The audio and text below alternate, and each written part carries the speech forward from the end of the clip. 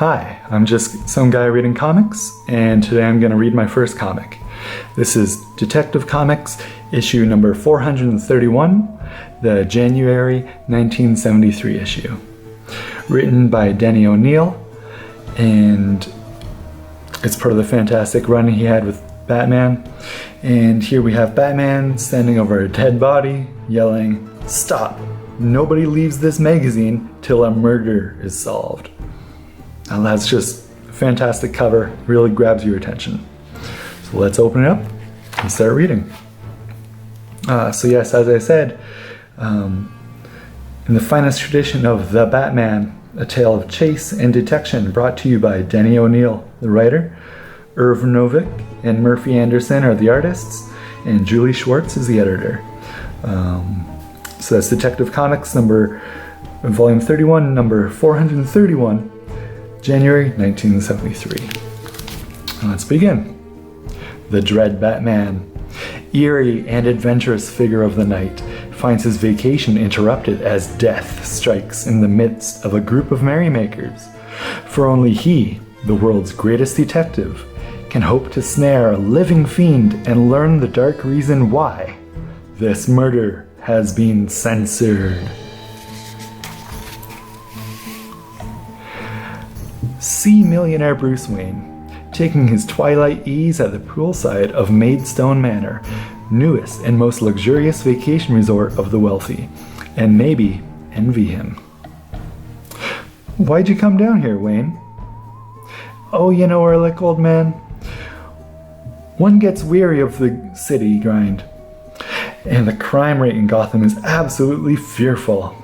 I got to longing for peace and quiet. Sometimes I hate this bored millionaire act. Look, up on the roof. That man, he's teetering, falling." Within seconds, "Somebody call a doctor." "I doubt he'll need medical help. He's past helping." "Good heavens, Wayne, do you see on his forehead?" "I've seen all I care to. I can't stand violence. You'll have to excuse me." "I understand, Wayne. Some men are a bit more queasy than others." "It isn't queasiness that's making me run. It is what I observed on the body. The victim didn't die from the fall. He was murdered. So it's become a case for the Batman. As the circumstances of the murder unfold, the following persons will fall under the Batman's suspicion. Bernie Wilson. Money is always a motive. Sheriff Carr. He was too anxious. Dr. Ballard. He had a good reason. Miss Pitkin. So did she. Revenge.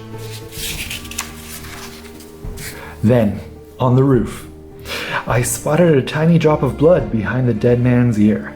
Someone put a pin through his skull into his brain.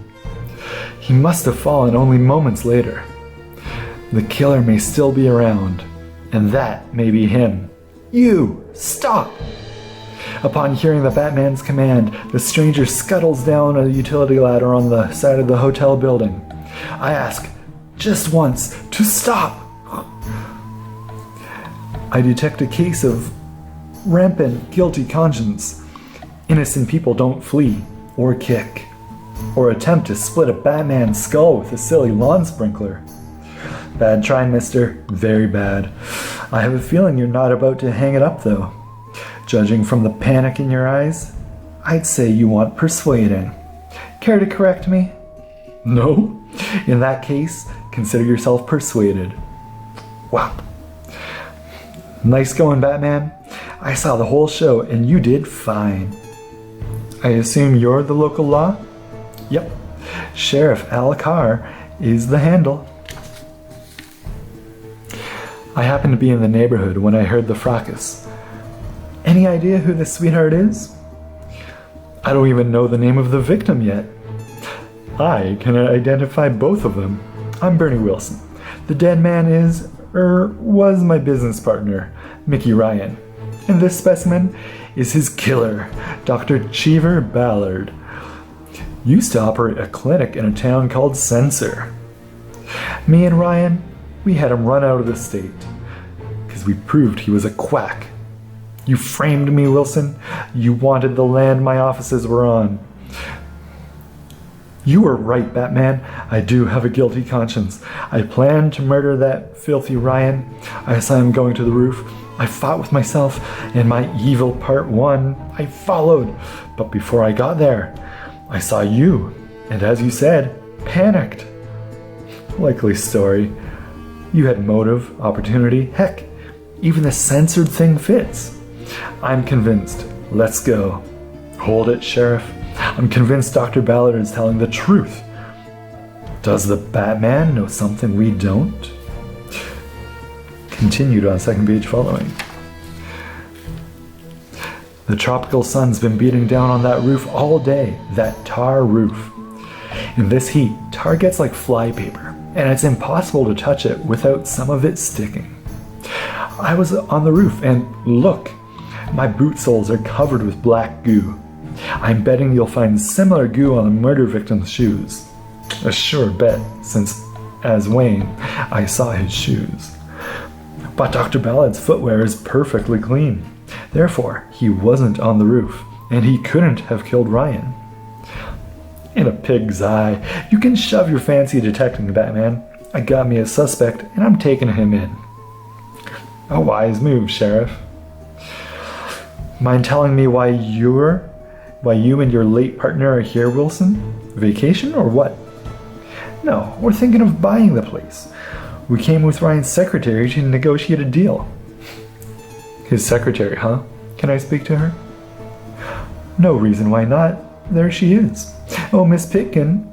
Dory Pitkin. The Batman wants to talk with you. About my employer's death, no doubt. Well, I have nothing to say except good riddance.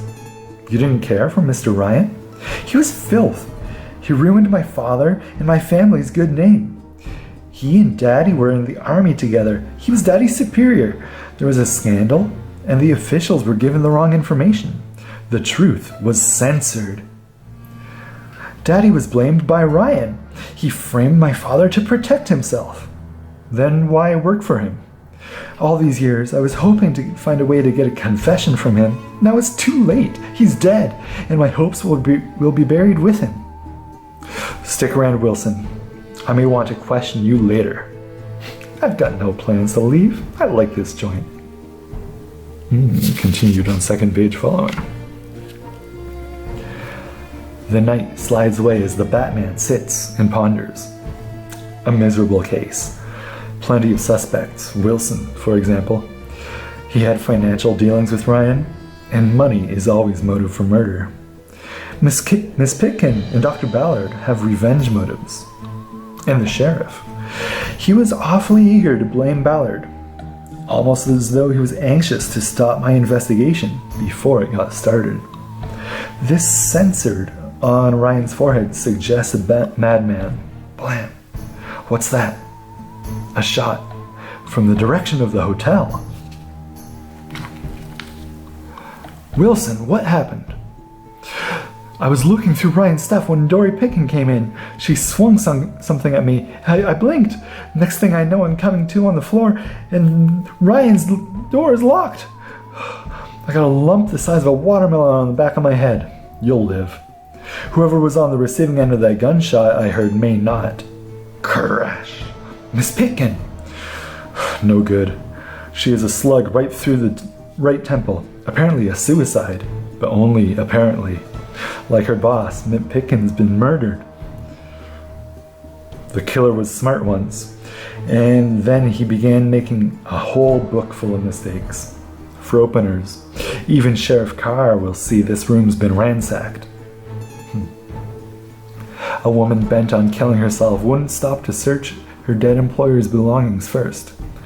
That was the least of the killer's blunders, though. Apparently the Batman's got the thing hacked. And you? After he had sense enough to change his tarred shoes, following the Ryan murder, he must have swallowed stupid pills. My only problem now is finding him. And he's just solved it. That'll be him trying for an escape, which is as good as a confession. I'm sure Bruce Wayne won't mind my borrowing his wheels in such a good cause. My quarry realizes he hasn't fooled me.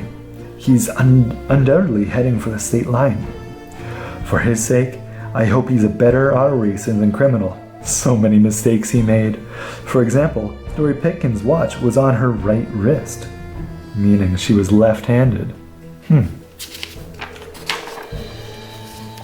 So it's unlikely she would have shot herself in the right temple. But his biggest goof was saying he blinked as she slugged him, meaning he saw her swing. No way a short woman like Dory could have hit a tall man on the back of the head while standing in front of him. The censored on Ryan's face was a ruse, a gimmick to throw suspicion on both Ballard and Dory. He didn't want the law to look too closely at Wilson. Idiot, put on the brakes or we'll crash. Smash. Oh my god.